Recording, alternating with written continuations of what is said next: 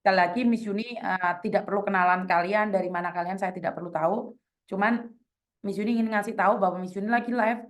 Jangan menyebut nama siapapun termasuk namamu sendiri karena saya tidak ingin setelah viral kalian minta take down. Kenapa sayang? Oh iya Miss, baik. Jadi gini Miss, saya tuh ingin berbagi pengalaman mengenai pelecehan. Apa? Pelecehan. Oh, pelecehan seksual. Oke, kenapa sayang? Iya, jadi saya itu pernah bekerja di Taiwan, lalu saya mengalami beberapa kali pelecehan. Mm-mm.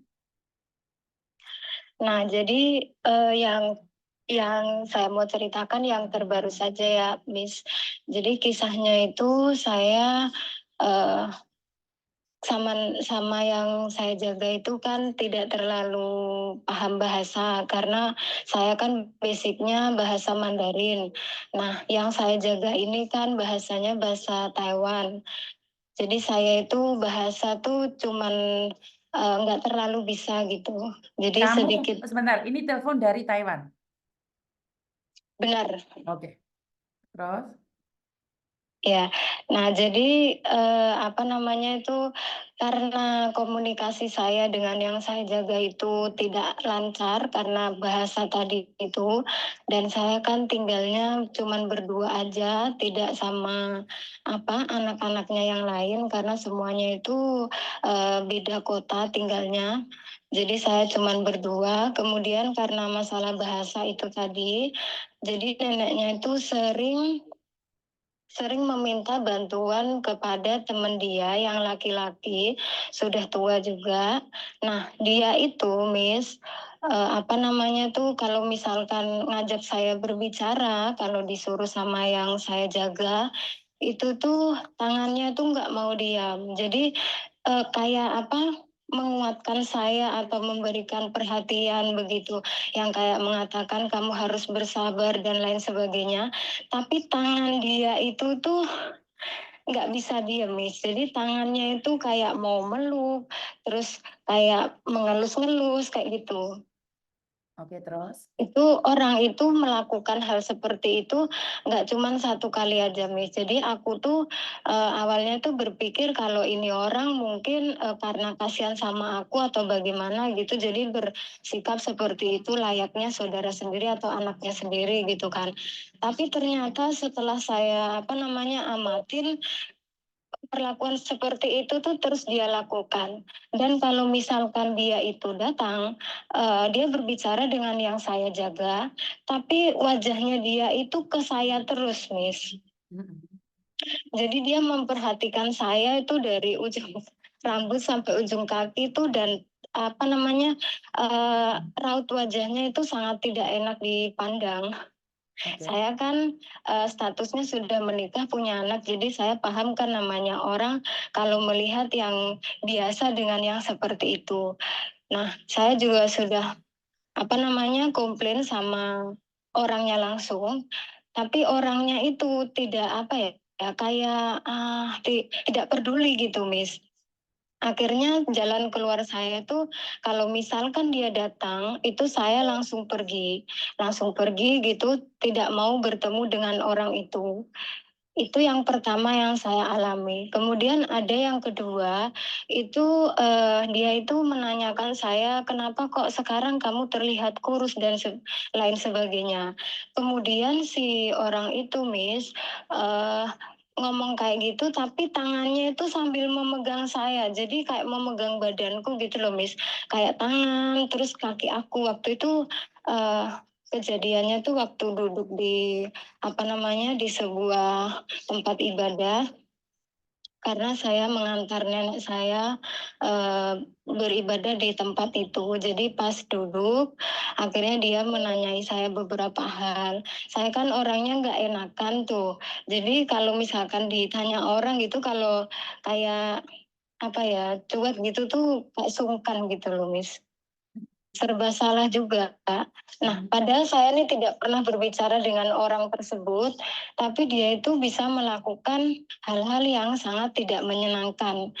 Dan itu nggak cuma satu kali aja, Miss. Jadi setelah itu ada lagi dia mengatakan apa namanya, katanya kamu baru sakit dan sebagainya, kan memang saya kan belum belum lama ini kan sakit. Mm, mm, mm. Dia bilang katanya ini katanya kamu sakitnya itu perut ya, katanya gitu. Tapi dia ngomong sakit perut, tapi tangannya itu memegang perut saya, Miss. Jadi kayak menekan-nekan gitu. Saya sampai shock gitu loh, sampai kaget gitu. Ini orang kok berani banget gitu sama orang luar gitu. Maksudnya saya kan pendatang ya, tapi kok bisa berbuat seperti itu. Kemudian setelahnya itu, saya lagi di rumah memasak itu bekerja kan. Tahu-tahu dia itu masuk ke dalam rumah tanpa sepengetahuan saya, Miss. Jadi waktu itu saya duduk, tiba-tiba dia masuk ada di depan apa namanya, di depan wajah saya ini. Jadi pas saya duduk lagi megang HP, tahu-tahu dia ada di depan saya. Saya nggak tahu dia masuknya kapan dan itu atas izin siapa. Cuman dia ini tangannya tidak bisa diam. Jadi waktu dia itu mau ngomong, kamu lagi ngapain gitu, sambil ngomong gitu, tangannya itu sambil kayak gitu loh, Miss. Kayak gitu itu apa? Memegang-megang gitu. Kayak gitu itu kayak apa? Apa namanya tuh memegang pundak saya gini dia. Kayak Hmm. mengelus gitu. Mm-mm. Nah, terus saya bilang, kamu kok nggak sopan? Saya bilang begitu. Saya walaupun bekerja di sini, tapi jangan bersikap seperti itu. Saya memang ke sini mencari uang, tapi nggak semua ibaratnya tuh orang tuh jangan dianggap sama gitu loh. Oke. Eh, ini menurut pendapat saya ya, kan saya nggak ada di posisi ini dengan. Kalau Ya, dilecehkan dengan tangan kan bisa dikipat no tanda tangannya Mbak.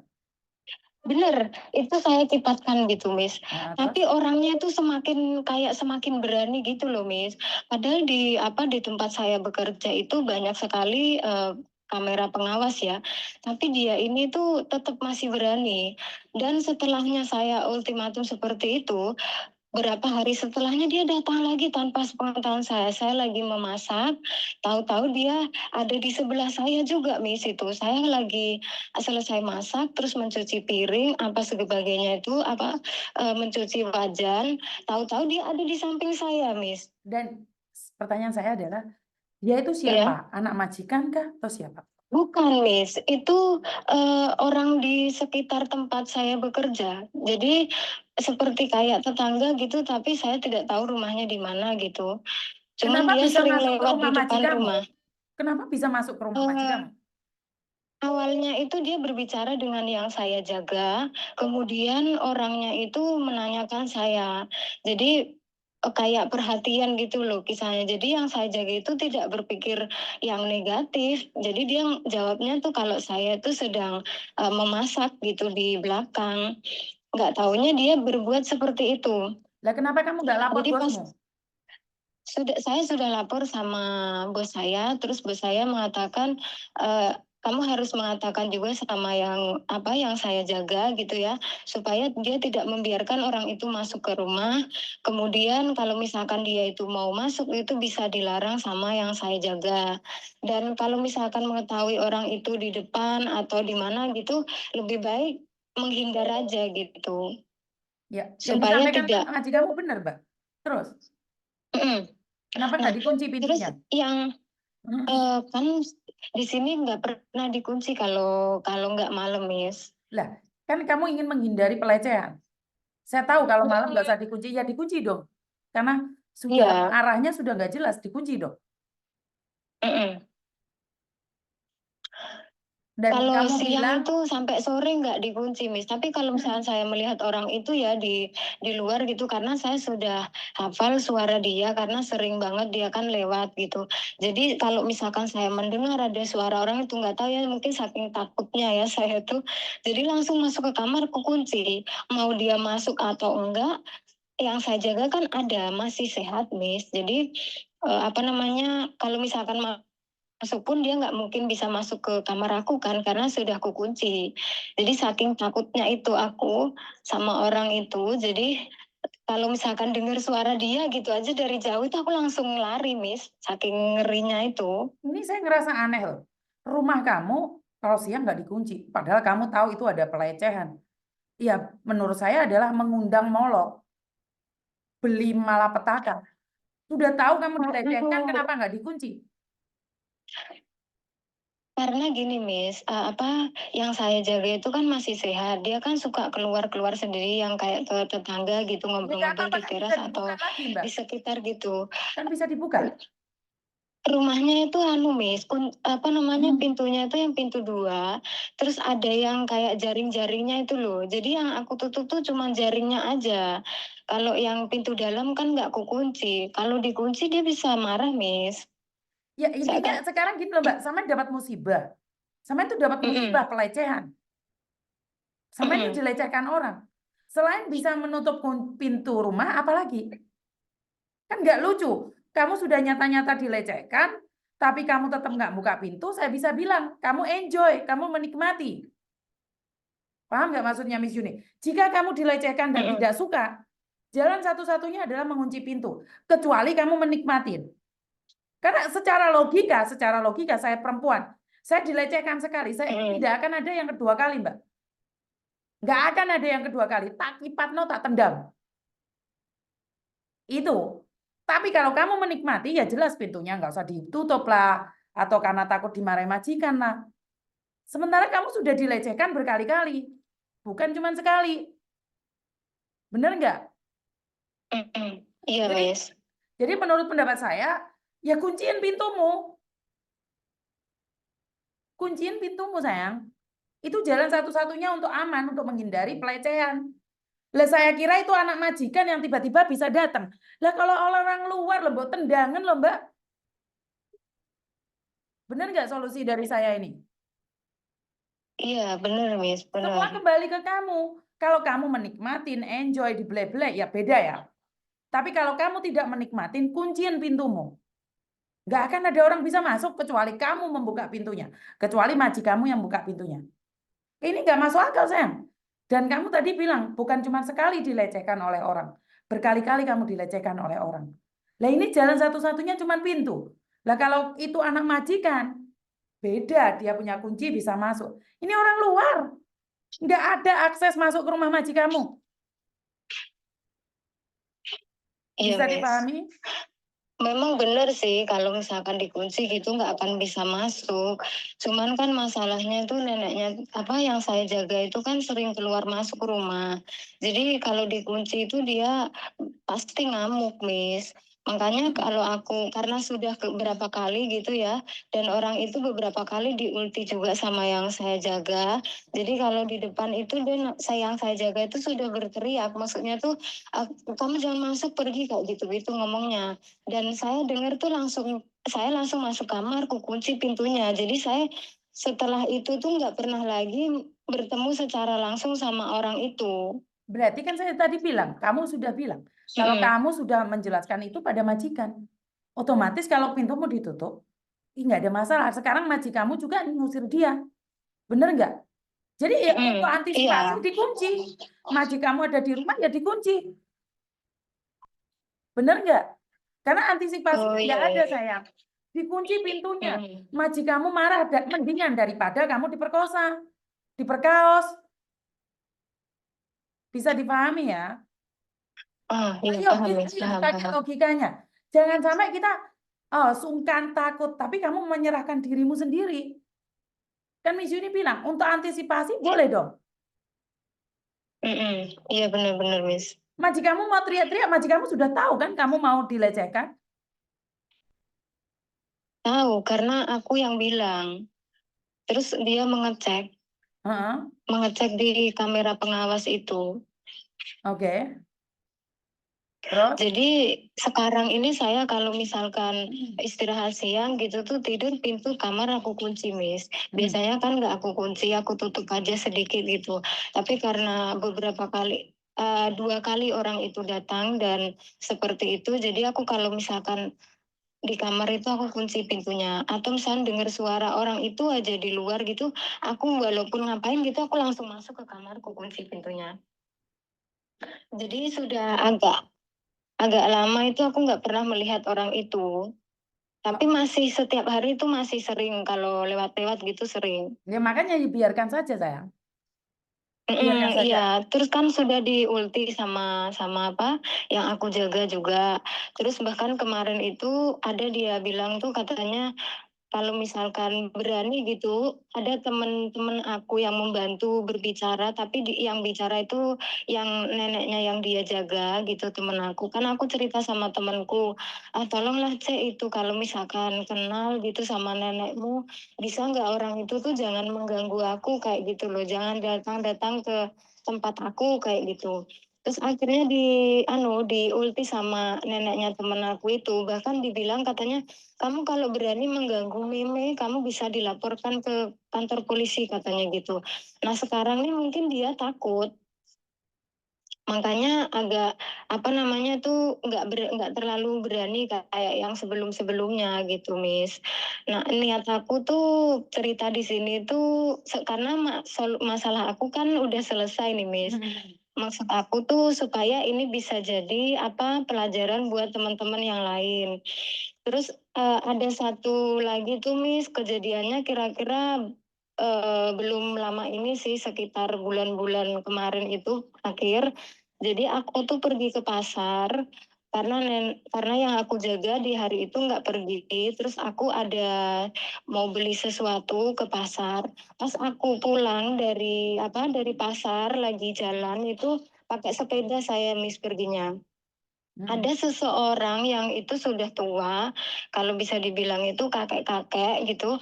Dia itu memanggil saya. Dia kan sudah beberapa kali aku melihat orang itu pernah berbicara dengan yang saya jaga. Nah, terus aku pernah melihat dia beberapa kali kayak di jalan atau di pasar atau di mana gitu. Jadi orang itu tuh bukan bukan orang asing gitu di mata aku karena aku udah beberapa kali melihat orang itu. Nah, jadi waktu itu dia itu memanggil saya meme meme kayak gitu. Aku diem aja, cuman kayak manggu aja gitu. Maksudnya menghormati aja gitu. Terus aku tetap masih jalan pakai sepeda aku itu mengayuh sepeda kan. Terus dia nanyain soal yang aku jaga, gimana kabarnya, kenapa kok nggak keluar dan lain sebagainya. Terus dia menyuruh aku untuk berhenti. Berhentilah, nanti aku nggak dengar telingaku kamu ngomong apa, katanya gitu. Kalau misalkan ngomong sambil jalan kok nggak sopan, begitu-begitu katanya. Nah, akhirnya aku itu berhenti tapi tetap naik di sepeda aku, Miss. Nah, dia nanyain kabarnya nenek aku gimana, terus sekarang itu dia bagaimana sikapnya dan lain sebagainya lah. Banyak dia nanya-nanya soal yang aku jaga. Tapi akhirnya dia itu nanya begini, Miss, kamu kalau malam tidurnya itu sama yang ini atau tidur sendiri katanya. Aku di situ tuh sudah agak merasa aneh nih ini orang kenapa nanya-nanya seperti itu kan gitu. Sudah nggak nyaman kan aku awalnya kan dia nanya soal yang saya jaga. Kenapa kok nanyain tentang masalah tidur segala macam? Akhirnya pas itu aku mau pergi kan, mau jalan gitu, ngayuh sepedaku. Nah dia itu bilang gini sama aku, saya kasih kamu uang sekian, kamu mau nggak tidur sama aku, katanya gitu. Langsung aku tuh astagfirullahaladzim, aku bilang kayak gitu. Langsung ku kayu sepedaku, dia ngikutin aku dari belakang, Miss. Terus dia bilang gini, apakah nggak cukup uang yang aku kasih gitu? Aku tambahin sekian gimana katanya. Aku tetap astagfirullahaladzim kayak gitu aku bilang. Langsung aku jawab, aku tidak sudi kayak gitu-gitu. Tapi saya sambil mengayuh sepeda itu kan, sampai berapa kali dia itu menawarkan sejumlah uang untuk aku supaya mau sama orang itu. Nah terus akhirnya karena deket jalan yang agak ramai karena di sekitar jalan itu kan ada yang bekerja apa namanya merangkai kulit kerang itu, Miss. Mungkin dia itu takut ketahuan orang atau bagaimana, terus akhirnya dia itu pergi. Tapi sebelum pergi itu dia bilang gini, eh kamu kan di sini cari uang, nggak mungkin nggak mau dikasih uang sebanyak itu, nggak mau, orang cuman begitu aja enak aja katanya. Tapi aku nggak menjawab, Miss, nggak menjawab apa yang dia ucapkan gitu. Terus mukaku ini sudah kayak jutek gitu, sudah kesal gitu dalam hati aku. Nah, Mm-mm. ini nih kalau menurut dari majikan aku di daerah pedesaan itu memang banyak orang-orang seperti itu. Jadi majikan aku tuh memperingatkan aku supaya lebih berhati-hati lagi kalau misalkan bertemu dengan orang-orang yang seperti itu. Kalau misalkan disapa atau apa gitu, misalnya ditanya gimana kabarnya, baik, habis itu langsung pergi aja kayak gitu. Nggak usah memikirkan yang ibaratnya sungkan atau nggak sopan dan lain sebagainya. Karena memang banyak nih, saya menemui beberapa yang seperti itu. Mm-mm. Oke, intinya adalah sampean berpesan sama teman-temanmu, jangan pernah tergoda sama orang-orang yang ada di Taiwan, benar nggak? Ya, dan Dan lebih berhati-hati lagi gitu. Padahal saya tuh maksudnya itu ngomongnya itu aku tuh kayak ditanya gitu tuh cuman jawab neneknya baik, dia sangat baik, sekarang tuh sudah baik kayak gitu-gitu, Miss. Tapi setelah itu aku tuh langsung pergi, tapi nggak taunya dia itu pembahasannya sampai sejauh itu, nggak tahu saya juga, Miss. Soalnya saya tuh ibaratnya tuh nggak berani ya kalau menilai seseorang gitu, maksudnya ini orang nanti begini gini, takutnya begini gitu, nggak begitu saya, Miss. oke, dan terima kasih info dari Taiwan. Saya akan memberikan info pada teman-teman yang lain. Terima kasih ya sayang ya. Ya, Miss, terima kasih, Miss, Oke, atas waktunya. sama-sama. Mohon maaf ya jika ada salah-salah kata dari saya Siap, dan teman-teman semuanya, mohon maaf. siap, siap. Maaf lahir batin. Terima kasih. Assalamualaikum. Oke, Waalaikumsalam warahmatullahi wabarakatuh. Oke, terima kasih buat teman-teman yang dari Taiwan. Saya nggak ngeh banget ini dengan Taiwan. Mereka setelah curhat itu telepon saya dan mereka minta dihapus. Saya nggak tahu satu-satu ya yang dari Taiwan. Jangan telepon saya Mbak, yang dari Taiwan. Kalau kalian habis videonya diangkat terus kalian minta take down. Karena itu live, live itu panjang. Halo Mbak, halo. Halo, Miss Yuni. Oke, Mbak, sampean dari Taiwan. Sekarang saya nggak keluarin suara nih sampean. Sampean waktu cari saya itu saya posisi lagi live, Mbak. Dan live saya itu panjang sekali. Ada yang jual jenazah, ada yang apa. Tiba-tiba sampean minta take down punya Evan, Mbak. Paham nggak maksud saya? Karena sampean waktu live itu saya katakan, jangan menyebut nama siapapun termasuk namamu sendiri. Karena saya tidak ingin setelah viral take down. Karena videonya panjang, Mbak. 2-3 jam terus sampean minta di take down. Bener nggak? Ini saya lagi live. Tapi saya nggak speakerin suara kamu. Iya, karena itu saya bilang. Kalian tahu saya dari mana? Karena saya ngonten. Saya kasih solusi juga ngonten. Dan sekarang kamu minta take down. Itu panjang loh, Mbak. 2-3 jam loh. Saya minta take down. Bagaimana orang-orang yang jenazahnya dijual sama orang itu?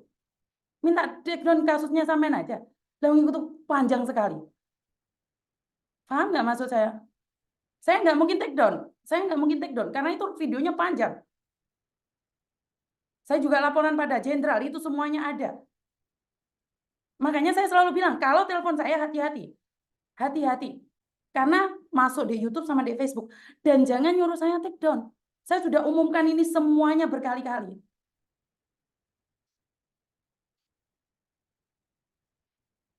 Nggak sampean satu orang, Mbak. Semua orang kayak gitu. Karena itu edukasi buat orang lain. Dan bukan sampean satu orang, semua. Mbak, suaranya orang sama aja. Ini sampean karena sampean tidak mau di-review, aku lagi live, aku nggak ada suaranya sampean loh.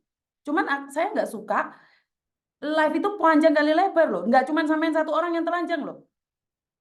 Ya udah katakan aja bukan sampean. Dengan begini kalau dihapus itu berarti sampean. Ngerti nggak?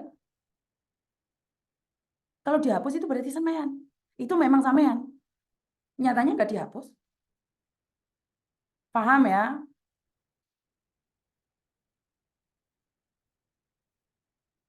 Iya.